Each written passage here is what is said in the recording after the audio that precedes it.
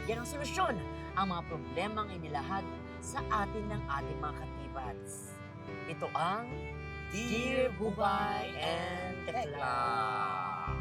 At ito na mga sulat ay pinala sa atin via post office ng Taytay Rizal. Ito na po, Dear Bubay and Tekla. Nag-break na kami ng aking boyfriend na nagtitinda sa palengke. Ang problema, magkaharap ang pwesto namin. Kailangan ko bang lumipat ng pwesto para makamove on na? Yes. Gumagalang Miss P. Napakaseryoso naman ang idinudulog mo, Miss P.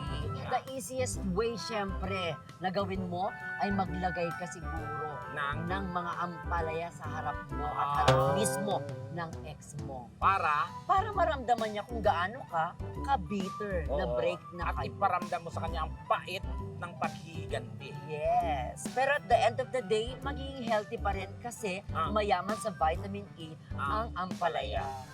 Charot lang yun. Yes, man. At eto naman ang pangalawang sulat. Dear Bubay and Tekla, just call me Gina. Gina. Taga Binangonan, Rizal. Nagtitinda ako ng kwek-kwek. Supplier ko ng itlog ay ang ex-boyfriend ko. Na ngayon, ex-boyfriend niya na ngayon. Oy. Dapat ba akong humanap ng bagong supplier ng itlog? Medyo conflict tong sitwasyon ni Gina, no? Oo. Anong pakiramdam mo, my friend? Okay, kung siya ang supplier mo ng itlog, ikaw nga, friend. Di ba? Nakarelate ka kasi usapang supplier. Kinabahan ako, friend. Pero hindi naman ako nagsusupply.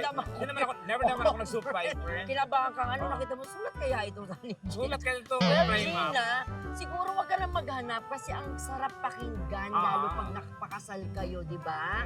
Kasi Gina pangalan mo, tapos supplier siya ng itlog. Oo, nagtatawagan sila. Oo, pag nagpakasal kayo, ang magiging pangalan mo na ay Gina Log. Oh, Gina diba? Log. Oo, Gina Litlog. Gina Log. Ganun. Oo, maganda yun. Diba?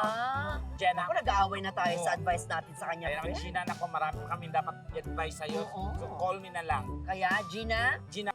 Yes. At eto na nga sa mga may problema sa pag-ibig at relasyon natin mga katibats, huwag kayong mahihiyang magtanong. Madali. Parang Marinig ko pamilya. yan. Sumulat lang kayo. Dito Dito sa Dear Bubay and Tekla. Eto, bago tayo magtapos, narito na ang ating Hoot of the Week mula kina Bruce and Ali. Ayan. Bring it on! Mag-ingat sa fake love dahil parang panahon lang yan. Kahit anong init ngayon after a few months, lalamig din yan. Aray!